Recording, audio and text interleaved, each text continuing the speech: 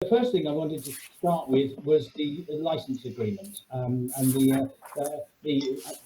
I sent it out to everybody a couple of weeks ago, really, just to have some thoughts and see if anybody's got any queries and questions about it. But let me just sort of briefly introduce it and sort of say the idea of this is so that we can set up an arrangement so that if something happens to me, U3A web service will continue seamlessly, which is the plan. And so in order to do that, we've set up this license agreement, and we've sort of got some volunteers, three licensees, Laurie, Richard and Neil. And the idea is that they will become basically licensed to use the system, to make changes to the system, and to do all the various things that you need to do to actually continue to provide the service. It's got got a date in it. That's called the event date, and basically that's the date that I become unavailable. And if when that happens, then there are certain things that happen. But before that date, basically there's two things that are going to happen. One is that obviously we sign up the license agreements with the guys, so they have got the authorities that are set out in the agreement, but also they're going to start an education process to try and understand more about how the system works and basically sort of be able to when the date happens, and hopefully it never does, but if it does, then they will have enough knowledge either to just carry on as before, or if not, then they'll have enough knowledge to recruit the technical support that they may or may not need. But the idea is that they can continue to provide that service. Good, right, okay, so that's a sort of a brief run round what the license is trying to achieve, and we've got our sort of first session, education session on this arranged for 2 weeks today, and we're going to do it in Holmes Chapel, and so hopefully we'll make some good progress there. So the idea is that once we've got these licenses done there,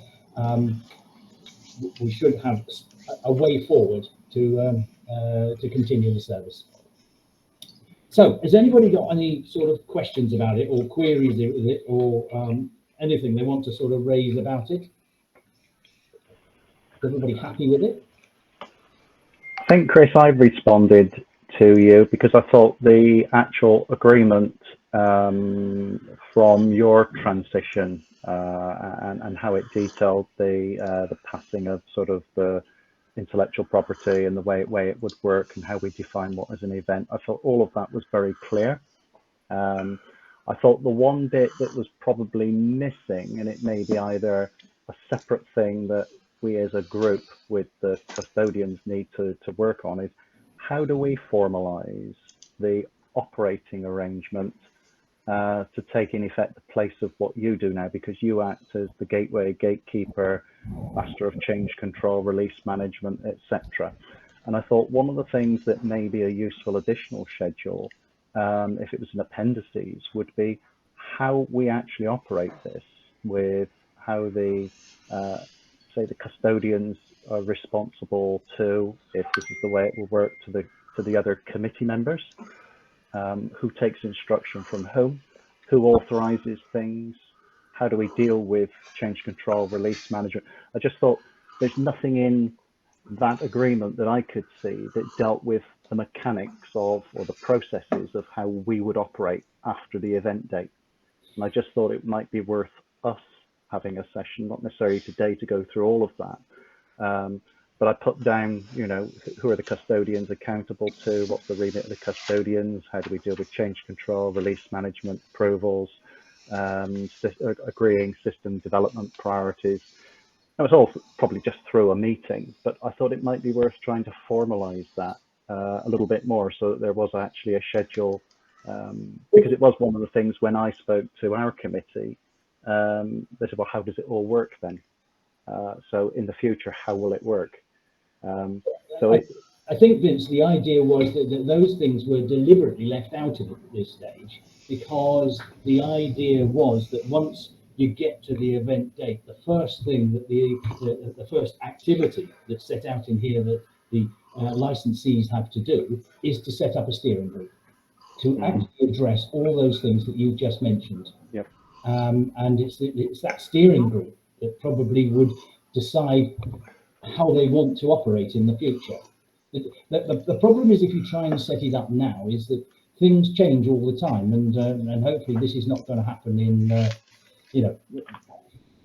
2 years, 5 years, maybe, I don't know, 10 years, whatever. And if you do that work now, it's likely to be wasted, which is why I think when we first talked about it, we said that we would leave this and let the licensees, basically, according to the agreement, set up the steering group, which consists of, and I think all you guys will decide who's on that steering group, to actually then take the thing forward at that stage. That's why, anyway. Okay. So whether or not anybody wants to go through and talk about those things now, well, there's no harm in doing it, but I think it would be quite a bit of detail there, but I'm wondering whether that's something that we take away separately, Chris, and talk in a separate session, whether people feel it's worth just fleshing something out. I don't know whether now we just gauge reaction as to whether people think it's worth doing something. I think we might be wasting our time if we do it now, when nothing's going to happen, hopefully, for a few years. In fact, the guardians might be different people in a few years.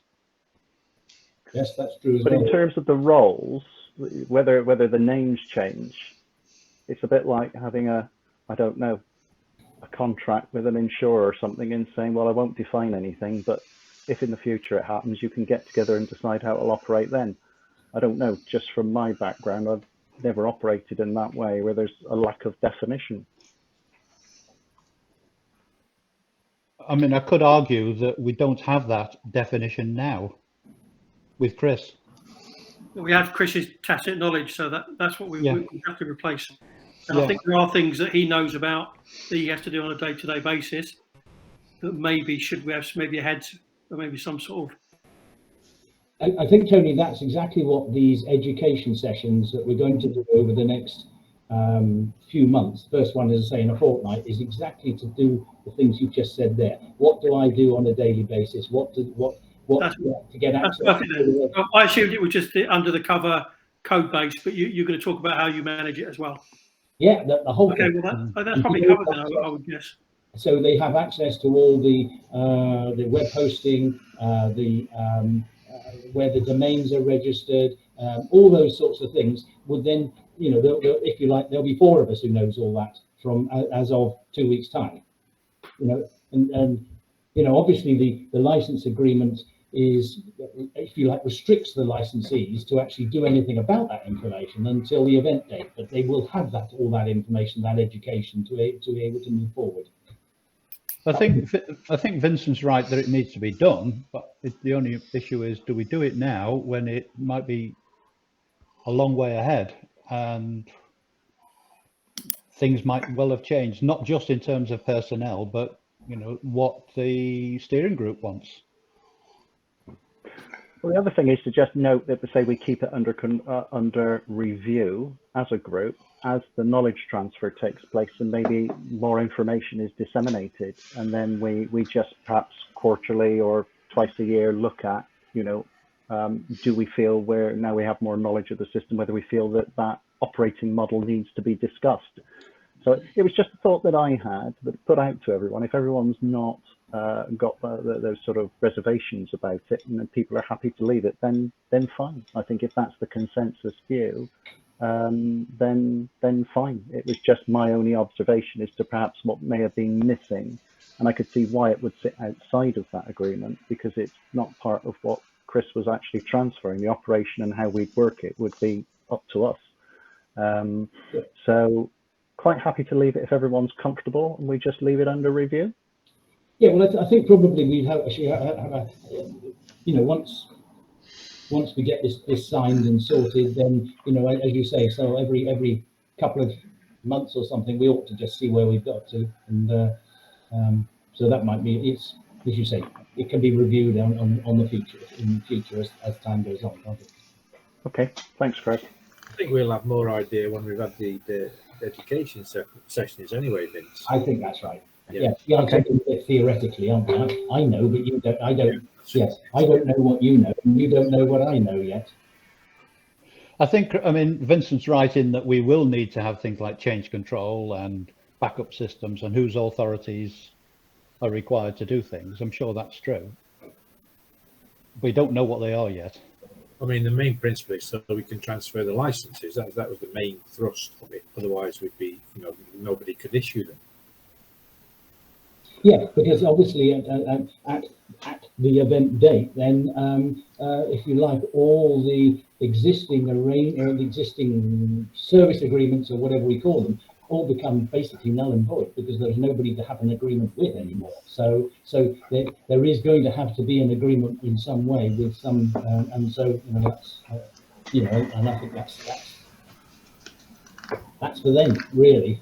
You know, just knowing you've got to do it, but not necessarily do it straight away.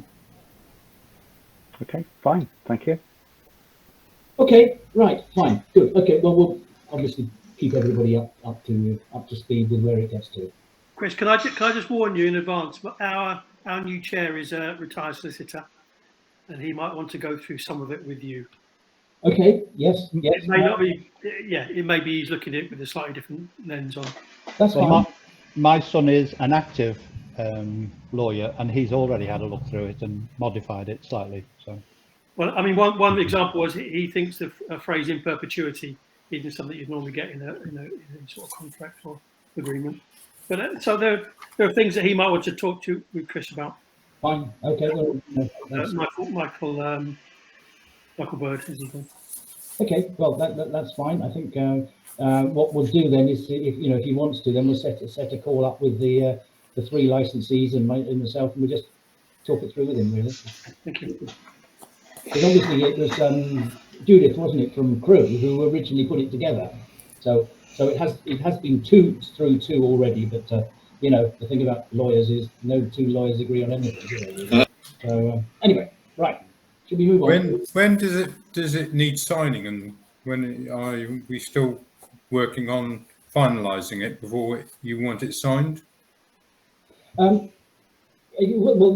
obviously there's no date. It can be signed any time before the event date when it happens. But I would have thought we want to try and get it done before the end of the year, really, don't we? Really. do we not need to have it signed before we start the education? Because you'll be giving out crown jewels. Well, that's true. It's true. I'm a trusting sort, but you're right. Actually, right, Terry. You're right. Probably we should. But I'm sure you're not going to do anything with the jewels. Yeah. But yeah. Agreed. Don't play with Chris's crown jewels. Okay, right, fine. Okay, so the next thing I wanted to do is I sent out earlier on a list of the changes that are in 11.8, and I just really wanted to go through them just so that everybody's aware where the system's got to, and obviously if anybody wants to talk or say it doesn't work like it says it does, then chip in, please. Okay, so if you've got that list, the first thing that's in 11.8 is about pinned messages. We've now any pinned messages are now shown on the left-hand side under the side menu ahead of any unpinned messages, and so that's now been put in there. So whereas before it just did it purely on date sequence, and now anything that somebody decides is a pinned one will come out top of the list. So that's number one. Number two is all about locked members. Just for background, locked members, there's a table in the system which holds a list of your members who are locked from being able to pay by card. And the reason for this is that whenever somebody starts to make a card payment, the system locks them, and they stay locked until the transaction is complete, when they are unlocked again. But you get this little clock at the top here, and you can see that these ones, if they're red, they've expired, and therefore the auto link's not working.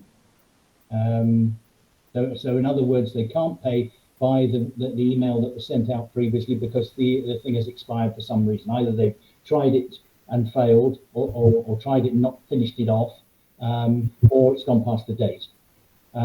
So if you click on the item there, it will it sets it green, and so that really effectively makes it valid again. So if someone said, I've tried and I can't do it, you can just click that and they can go and pay again.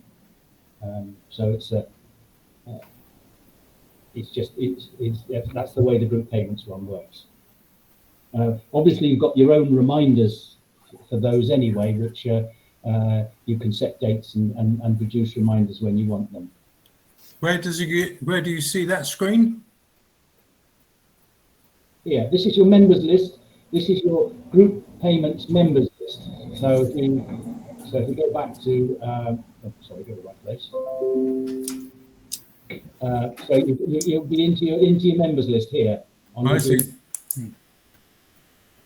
And it's just saying you've got one. So two of these are invalid, and one of them is now valid again. So you should be able to make a payment through that, through the link that goes out on the email. So it will be the same. They can use the same link that you sent out to them first. Before, it used to reset the thing, and you had to use the new link. It now continues with the same link, but it reinvigorates it again so that you can have another go at it. So that's the group payments one. If we have a look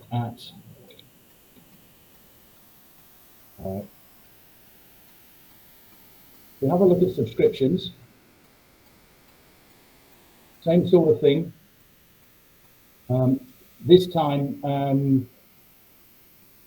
so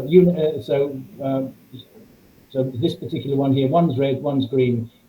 So Anthony Arthurs can make his payment. He's still got his he's got his email, and so he can do that. But Eunice Stubbs here has gone red, so that means they've either used it or haven't finished it. And if you click on the red,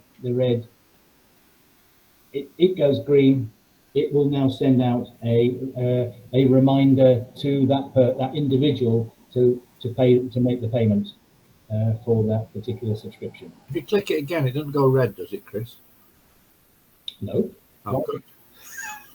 Why would you want it to go red again? I didn't want it to. I'm thinking what they can do.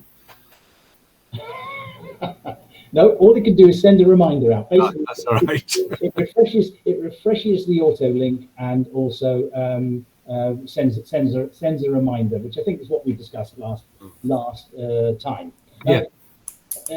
Yes, except I think I've changed that because people didn't want crosses again. So so if we go and have a look at the renewal status one, then.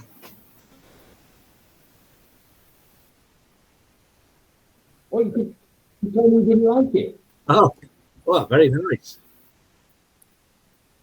So you have the clock. And so basically this is not a reminder, this is just a renewal, because you've got reminders process anyway for that. But this is just to, if somebody's messed up their link, you can just click on that and it will refresh that link for them and they can pay. Chris, is there a way to see all of those Is there a table that shows them all? All of the all the reds. Yes. Well, this is a complete list of all the all your members. So Well, it's just that we don't normally show it in a full list because it's too big. right. Yeah. Okay. Yeah. Yeah. All right. Yeah, that's fine. Yeah. Yes, but I imagine you're probably reacting to somebody saying, "I've tried to pay and I can't pay," isn't it? That's wishful thinking. Right. Okay. And then the fourth section is the applications to join. Come on, applications to join. There we go. And you've got the clock on these as well. So this is slightly different because what this is used for is just sending a reminder. Because you don't go through the auto login for that because they haven't got a login because they're still not members yet. So this is all that means. This clock here is it's red. If you want to send this guy another reminder saying, "Are you still? Do you want to still do it?" Then you click on the clock. It goes green.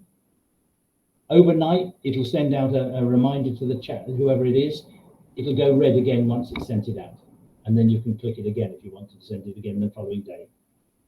Good, right? Okay, so those are those reminder things. It's it's probably worth having a play with it and make sure it works in the way you want it to work. It's in your test system now. It's in 11.8. So have a play. Let me know if anything that doesn't work.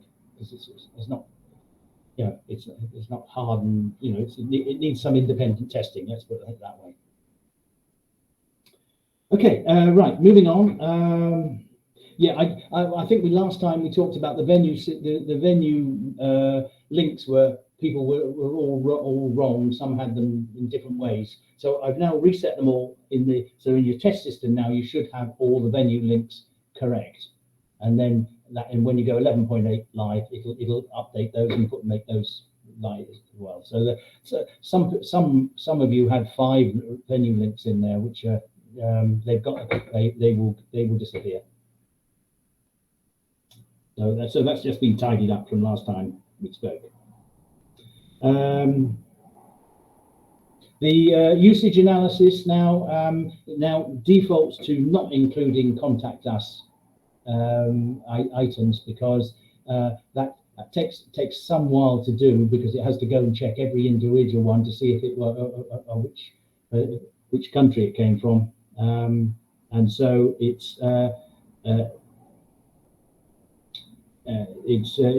defaults to excluding contact us out of your usage analysis. And you can change it. You can change it if you want to include them, but if you do, then I suggest you only include short time periods. I'm not sure you want them anyway, but anyway, that's there. Right, I've sorted out the T's and C's and the more information on join.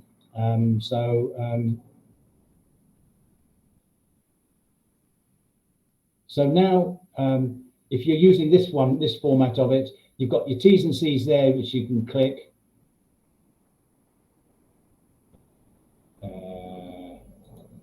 There. And then you've got your more information one, which you can put things which aren't T's and C's if you want to provide separate information. So there are 2 separate text fields in the systems details that you can put T's and C's in one and more information in the other. It was just that before it was coming up with both the same thing on both of them, which wasn't right.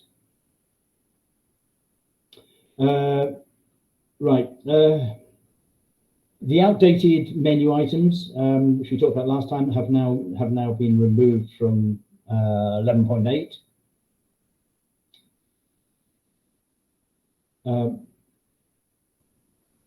There was a problem with when you make a change to somebody's membership type. There was a problem with it. If you had other payments at the same sort of time, they would have got included in the the figures that are displayed on the thing, that's now been put right. So when you make a membership type change, so you know, from a full member to a member of EU3A or whatever it is, it will only bring up the actual charges associated with the membership type ones rather than anything else, which it did in the past.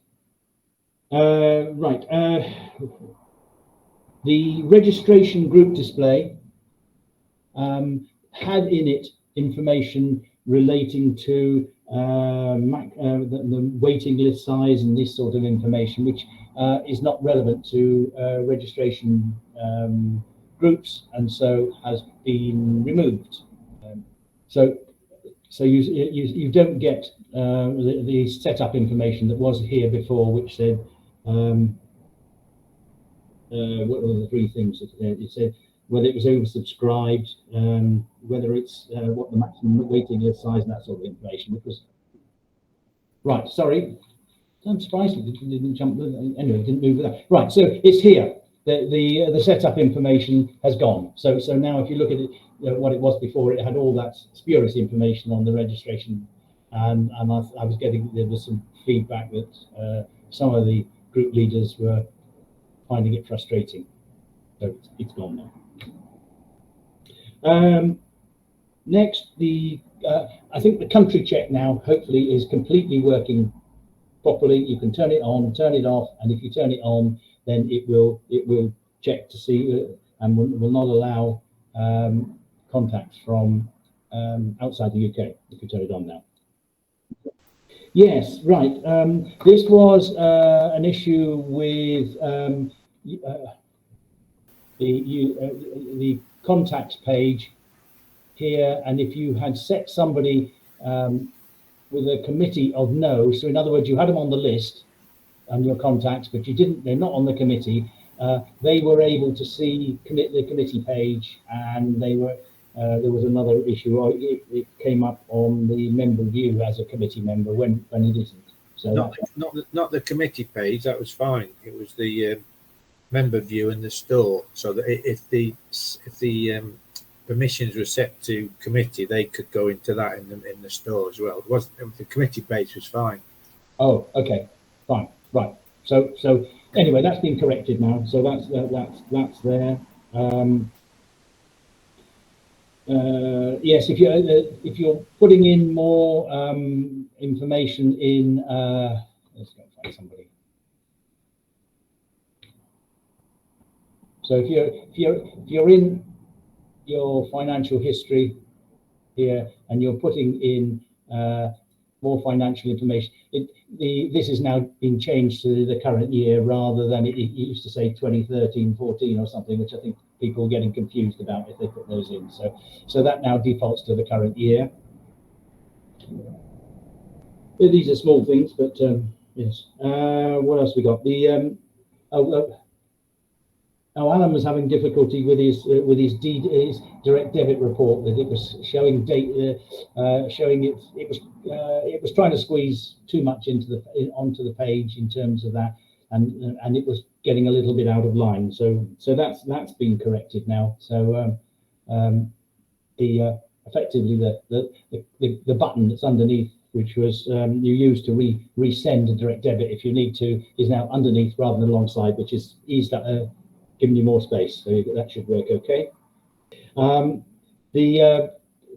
The tables backup table, which is where all the tables in the system are held, has been updated with about 20 more tables that have been put in the last 18 months or so. So you can now take a backup of those if you want to in your security. And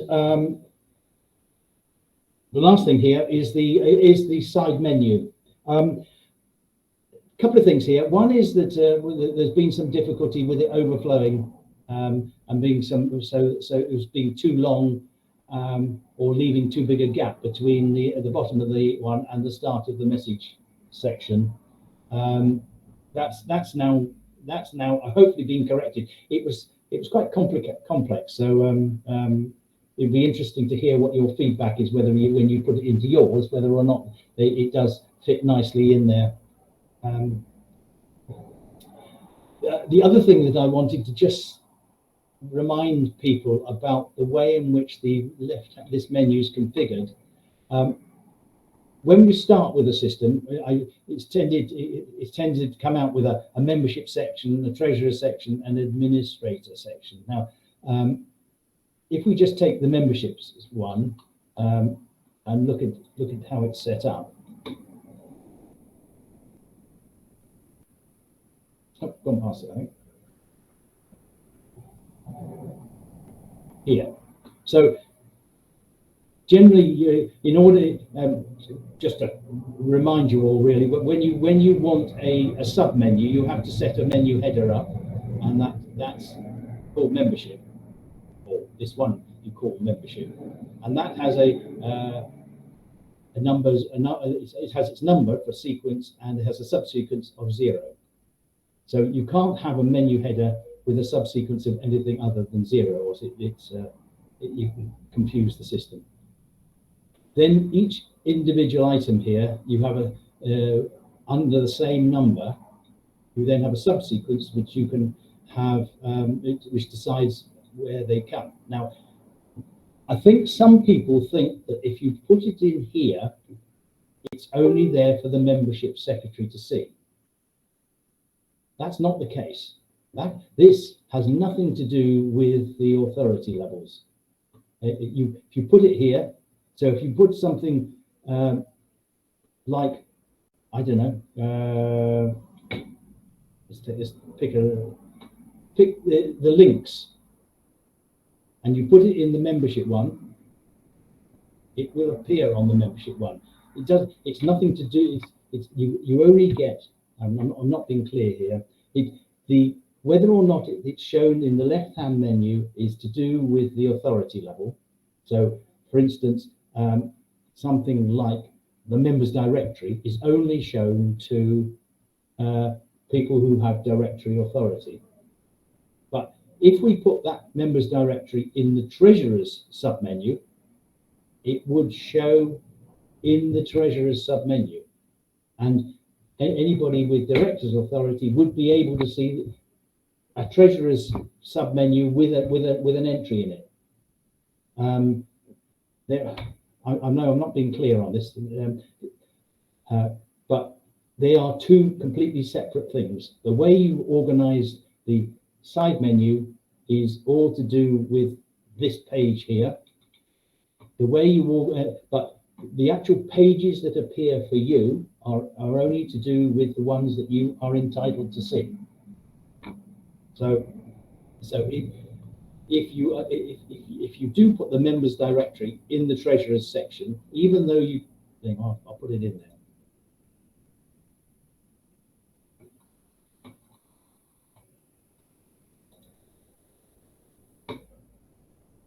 it will appear.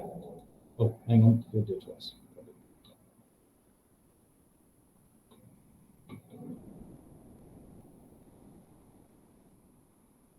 You see, I'm in treasurers, but the members directory comes up there. So it's nothing to do with where you put it. It's whether or not you have the authority to see it. So and if the membership, if you put it in there like that, the membership secretary would suddenly get a treasurer's item here with one item in, which would be the membership directory. So the fact it says treasurer has nothing to do with the fact it's the treasurer. It's just what you called it. You could call it like Alan has. He's called it finance, or you can call it anything you like. But it's just a menu heading. It doesn't mean anything other than the description it puts on there. Chris, where is the mapping of authority to page?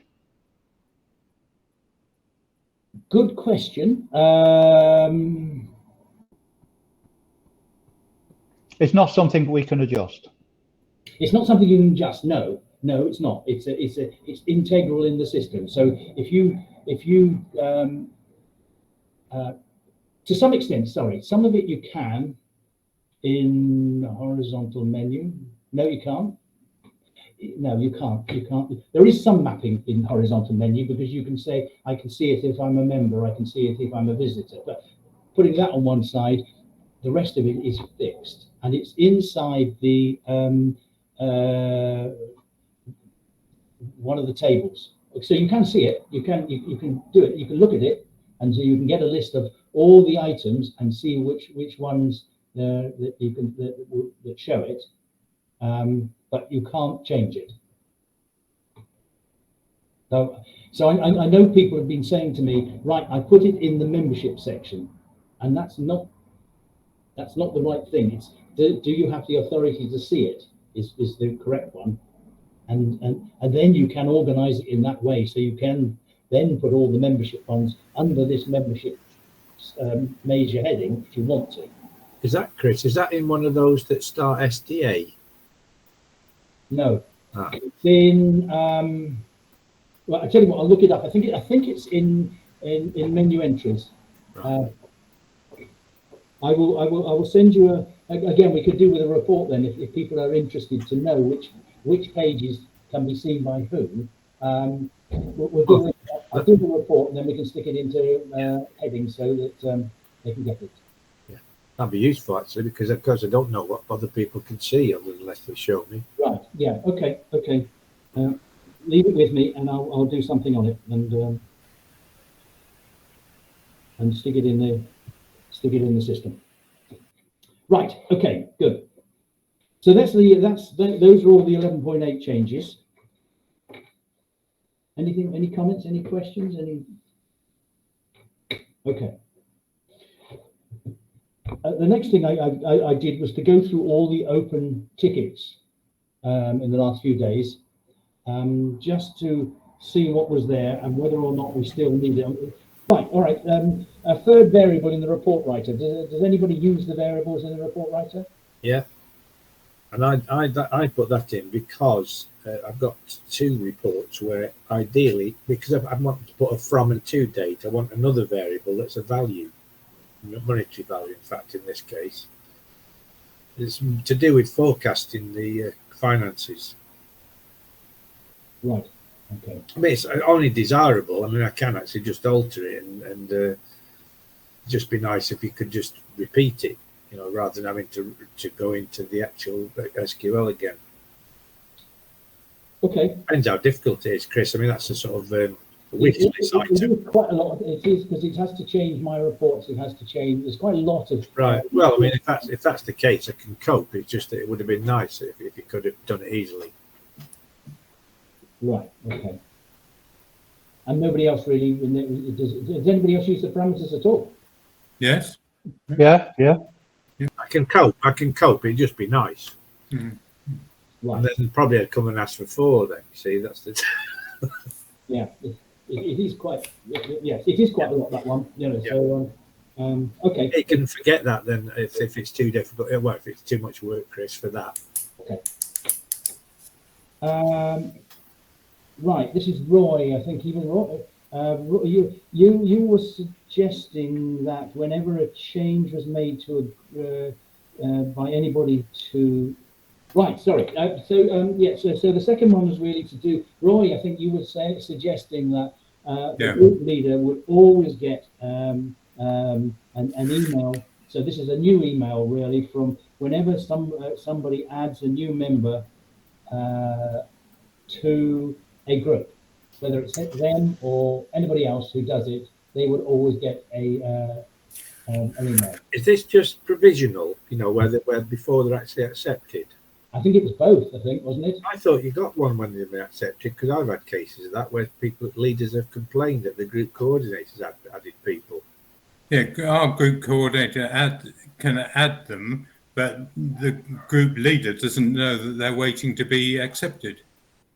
I think that's a good idea. Provisional. It's only provisional, right? Yes. Yeah. I think it would be good if the group leader knew.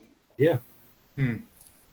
So it's only provisional then, not acceptance. Well, if the acceptance, No, they just- do get one for acceptance, as far as I know, because otherwise they wouldn't know. No, it's just provisional as far as I'm Yeah. concerned. Okay. All right. So that sounds as though that's something people want. Okay. And could it say who's done it? Yes, I suppose you could. I'd like to Always- explain. Always good to have a finger to point. Absolutely. Okay. Right. Okay. About you, but a lot of our leaders get very touchy if somebody adds people to their group. Right. So all this is going to do is create more trouble then, is it? It's best if they don't know about it. No, I just name the guilty. Yes. Right. Okay. Fine. I'll do that. I think this is Alan who in Wrexham wants to change the heading in the mobile system to say groups and events. This is in the mobile system, you say? In the mobile system, yes. I think he just wants it to say this to say groups and events. I don't know, because it's only a minor change, but I just thought it does show up on everybody who uses it, whether or not people want the events to be there. Does it? It just says group at the moment. It just says group on both the full site and the mobile site at the moment. I mean, they are groups, really, aren't they? Because you've got to join. But you don't want group coming up on the mobile if you're looking on a phone, because it'll throw it onto a second line. It won't fit it in. So, oh, you mean because this is too wide? yeah. On a mobile, it'd get too. Yeah. Yeah, you just wouldn't have room for it. Yes, it might. You might. Yes, you might well be right there. It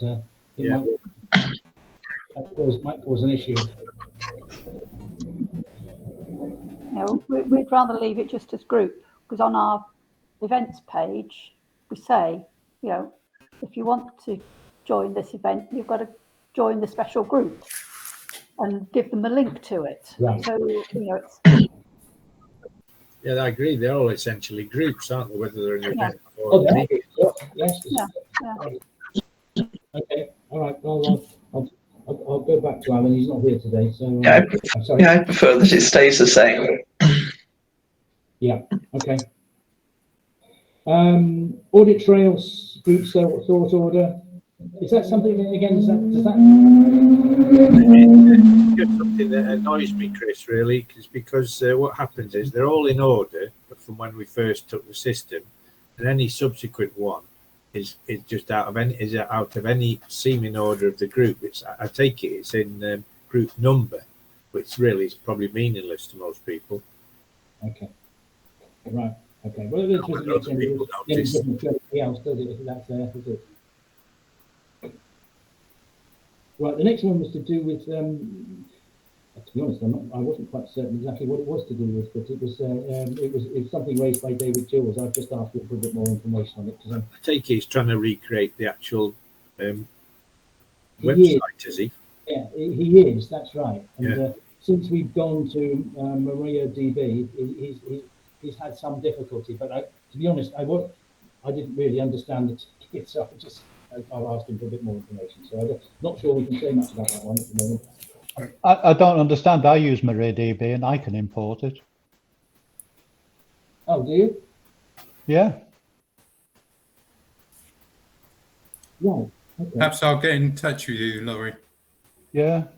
I'll check again, but because I haven't done it for a few weeks. But Oh Yeah. no, this going back a bit. This is. Oh yes, this goes back a long way. Yes. So. oh no, I did it last week, I think, or the week before. Right. Okay. Well, I'd be interested in what sort of error you get.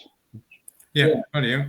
There is some more information on ticket 2508. If you have a look, Laurie, you might be able to work out what David's trying to achieve.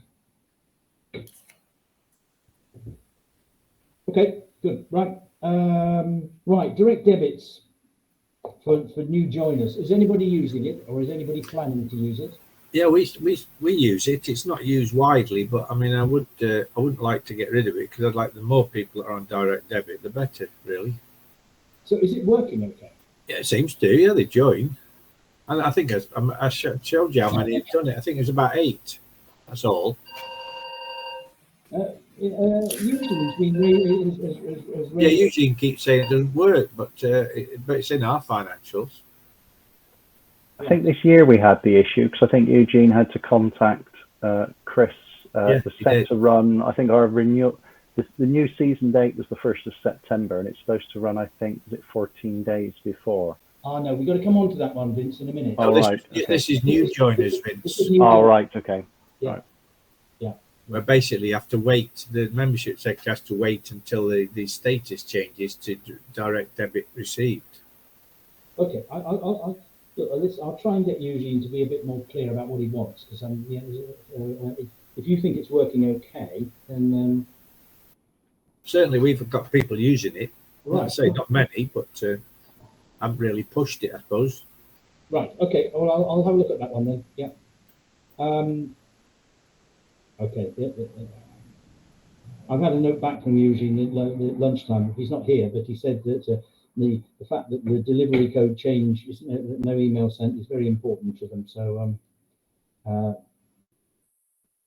can quite see why, but anyway, I think he was quite strong that he wants to keep that one. So we'll have to, yes, 2546. No email history on downloading Excel. I don't think you can do the Excel register anymore. Can you? No, I think it's CSV, is it? No, it only comes as a CSV now, doesn't I it? think so. Let me have a look. See if I haven't done one lately. Yeah. So I think that one's dead then, because if it doesn't come down as an Excel one, then you don't want an email. If you don't get an email, you don't need to get email history. So I'll do one. okay, all right. I'll leave you to do that one. Right. Yes, Roy. This is another one you raised about. Yeah. Just occasionally you're getting these double payments again. Wasn't it? So somebody's paying twice somehow or other. Yeah, I don't know how they do it, but we've had two people who have managed to pay twice. Obviously, spotted it by the Treasurer's dashboard being in credit. Two people being in credit. Yes. Oh, and I think that's the way to do it. I can't see how they can do it, but it's the same sort of thing as this unlocked and locked members thing. It's the other way around of the thing. They are actually managing to get past the checks and do the double payment. So I think it's possibly because there's a sort of 40 seconds to a minute delay between them sending it and Stripe acknowledging it. Could you make another application then? So I thought you couldn't do, even then you can't actually do it. It won't let you do it. Well, I've got one. I'll just see if I can find it again. If it is purely that, then that is solvable really. But I thought that was checked and make sure that it isn't that. But if it's that, then maybe we can solve it. Right. Okay. Well, I'll certainly have a look at that and see if that was it. But otherwise, I'm struggling to find a way to do it because I thought there was all the checks in it. But I'll come back to that. Right. Okay. The next one it says renew before joining a group. There are various. When you look at the group list, when the members look at the group list, it can have one of two things down the side. Well, it can have lots of statuses, but two of the statuses either allows you to join a group, or can say if you set a switch, you've got to renew your membership before you can join the group. So and that's been in there since the start of the system, basically. I think the issue is that if you are if the group is an ongoing group and therefore has a start date prior to the start of this financial year or this membership year, then it doesn't do that renew because that member could have joined 2 weeks ago before you ran the renewal process. So it seemed a little bit artificial to be able to all of a sudden, because they haven't renewed yet, they can't join this one, even though it's sort of maybe still a month before it's actually due. It stops them doing it, whereas 2 weeks before they could have joined the group without any difficulties. So that's the reason why it only does the renew check for new groups starting after the renewal date. And that's why you get two different situations. So if somebody's got to start, if you've got a renewal date, say the 1st of September, and the group's got a start date of the 1st of May, in the same year, then it won't stop them joining it, even if they haven't renewed their membership, because they could have joined on the 1st of May because they were a member then. So that's the reason. So whether there is another way of actually checking that or putting a different check in there, that's how the check is at the moment. And it just seems a bit odd that they could join the group and then not renew, and it's they're joining a group near to renewal status, renewal date, and so they ought to renew to carry on with the group. Otherwise, they're going to get suspended in a couple of weeks. Yes, and if they do that, and then they'll get suspended from the group as well. So it deals with it in that way. But that's the history of it. That's why it does that, because it's ongoing groups as opposed to new groups in effect. So I'm happy to change it if people want to change it to something else. If you can agree amongst yourselves what that check would be. Well, I would go for not being allowed to join any group if once the renewals run, if they haven't renewed. So some people send them out two months beforehand. All right. And so if you did that, that's all of a sudden that's going to stop people joining groups when they're still actually a member, and that group may well be just a single week's meeting, and it's still in the old year. So it's not quite as simple as just doing that, is it? We probably have something a bit more complicated than that check in order to. Going back to the register, Chris, it is still Excel. Is it? Yeah. Does it work? Yeah, it works. Yeah. It works. So anyway, does anybody have any strong views about what this status thing, other than Roy? Anybody care? So if we changed it to what Roy wanted, that wouldn't cause anybody any problem. I'll change it then. All right. Does anybody use the switch? I suppose that's the next question. Yeah.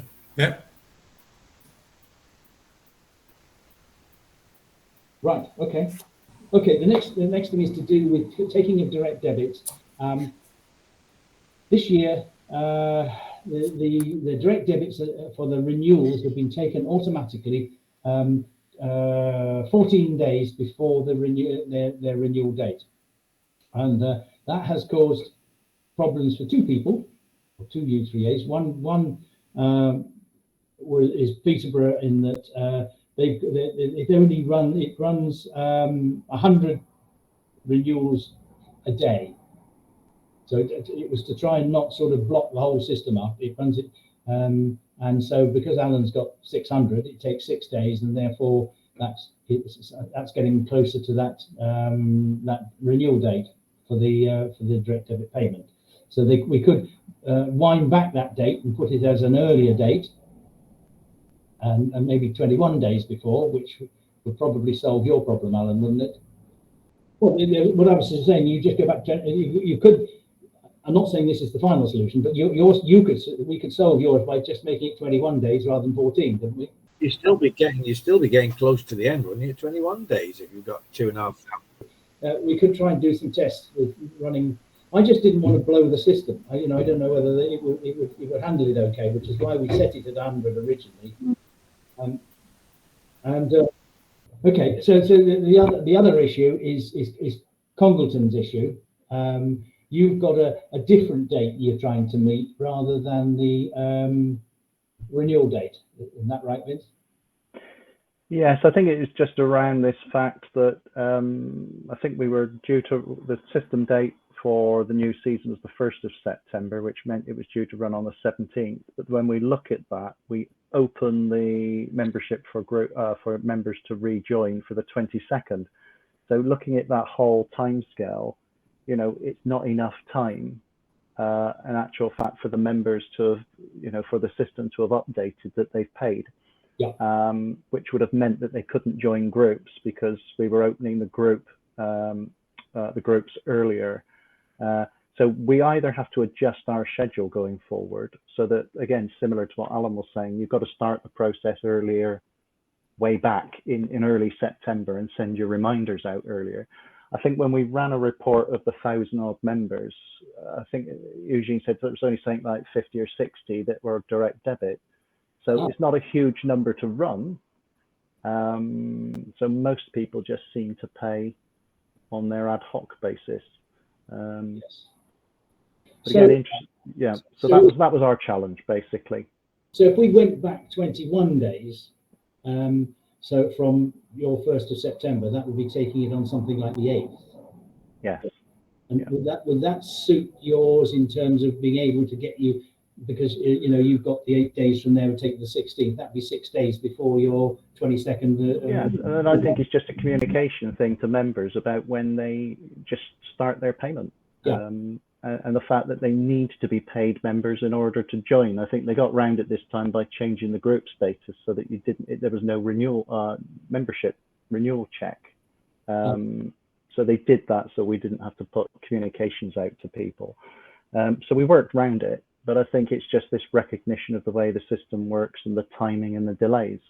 So we've just made a note of that for the future. But I think, as you say, if that time period was pushed out to 21 days, that would give ample time for the payments to go through.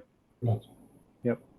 And anybody else who uses it don't care one way or the other, I guess, from the silence elsewhere. Okay, right, fine, that would be good. That makes it relatively easy. And of course you don't care about the 100 because you've only got a few. How many have you got, Neil? About 85. Oh, 95. So you does it in a day. Oh, 85, yes. It's in the 80s, yeah.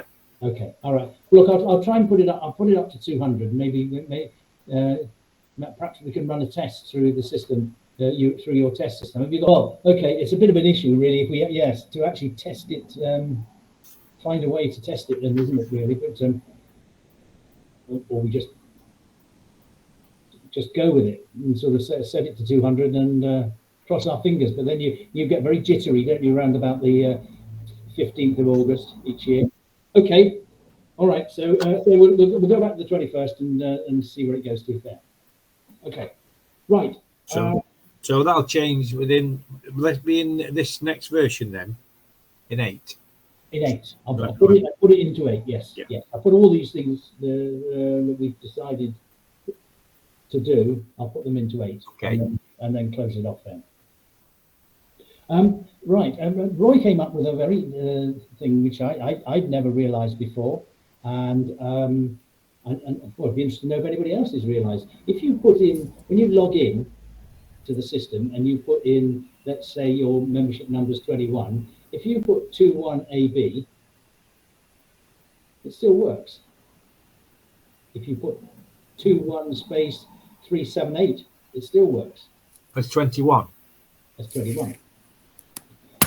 And you know, it seems madness, but it does. And it is numeric, isn't it, in the database, isn't it? It's what MariaDB does, or I mean, it's a numeric field. It automatically truncates any non-numeric characters, even if there are numeric characters afterwards. So if you have 21 space 22, it will log you into 21. So if you no space, it won't log you in. If it's if you have 2122, it'll look for 2122. But as soon as it's a non-numeric character, it chops it off. Yeah. So you know, I've never noticed it, never seen it. No. It sounds as though none of you guys have either. So it's the question is whether or not we whether we just leave it as it is, because it's been like it for 10 years and it's not been an issue. It can't. I don't think there's a security issue there, because you can't do anything wrong. All you can do is it would just say to Roy, no, you can't do it. It would just it's just. I thought it was strange that the way that they don't reject it. But anyway, that's that's the thing. So just for everybody's information, we'll just leave it like it is then, shall we? Yep. So it doesn't. Yep. Okay, good. Right. Yeah. The issue down here about Stripe transfer dates. I hadn't realised before that there are the system actually records a different transfer date than actually the transfer is done from Stripe to a bank account. So that if a bank account transfer is done on, let's say, what are we today, the 4th? So today, so Stripe has sent you some money. It's recorded. The system records it on an overnight process, and so it's the 5th. So in actual fact, the transfer date goes into the system as the 5th, not the 4th. So you have to subtract 1 day, would you, to make it right? Well, yes and no, because there is a secondary issue which sort of highlighted this problem, that if you end up doing 2 payments to 2 different Stripe accounts on the same day, it actually delays one of them and does it on the day after. So if, in other words, if you got 2 today on the 4th, you'd have 1 dated the 5th and you'd have 1 dated the 6th. And so there's this 2-day gap. So, okay, it's I think it's solvable. Is it? But I'm a bit unclear on some of this, Chris, because the dates recorded are actually correct in some cases, not the day after. Really? Because the update isn't done until overnight. Unless I don't think yours is done before midnight. No, it's not. So, well, maybe it's where you see the date. Maybe the date's in 2 different places.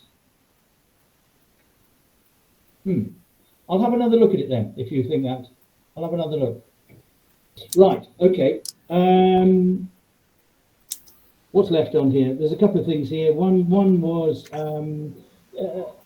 is anybody using the document store?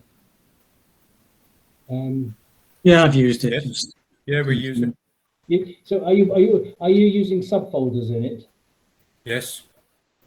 Because there's there is a slight issue that when you add a subfolder or add a document to a subfolder, when it displays you which subfolder you want it to go into, it shows all the subfolders on every one of your main folders, not just the one that you're in.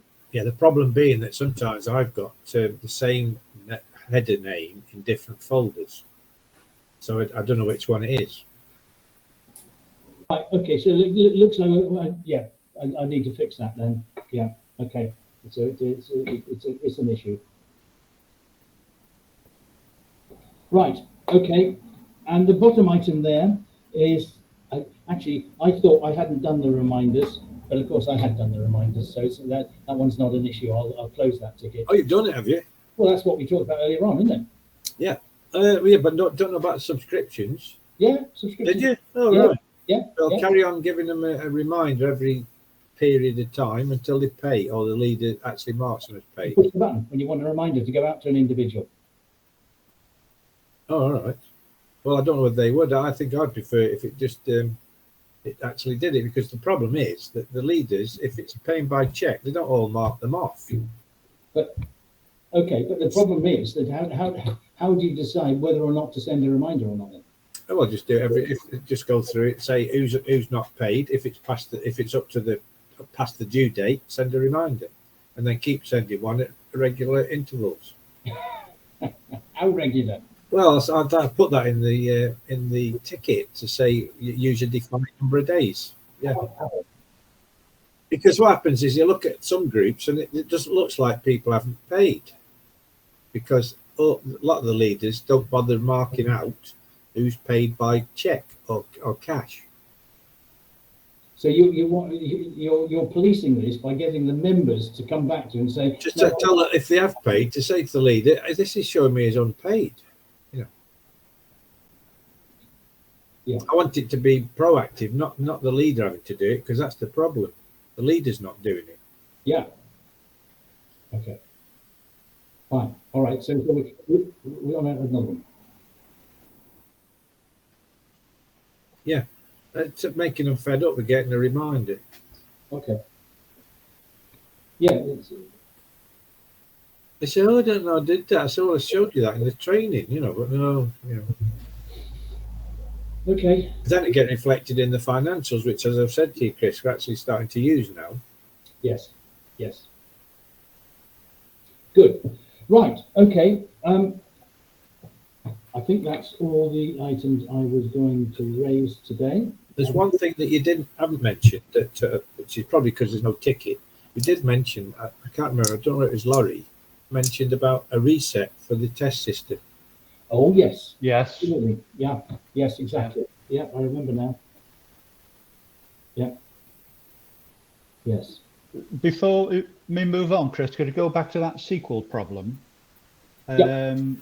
I've just done an import and it worked fine, but what I don't know is at what point a report goes into table reports. Because I created a report and there's no entry in table reports associated with it. Sorry, I just haven't quite got that. Start me again. Sorry. Okay, I created a report. Yes. With a pound sign as the column header. Oh, I see. Okay. And there's no entry in table reports for that. I've been caught again. The database dump is overnight.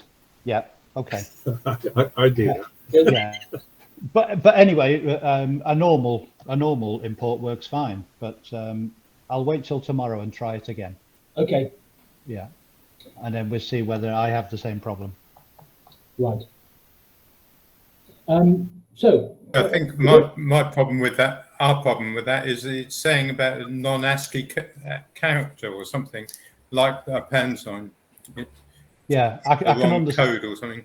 Yeah, I can understand that. But tomorrow, when that is in my table reports, I'll see if it fails the same on my MariaDB. Yeah. But trying to find where that character is. Yes. In the text, probably, or something. It'll be in the text of table reports, yeah.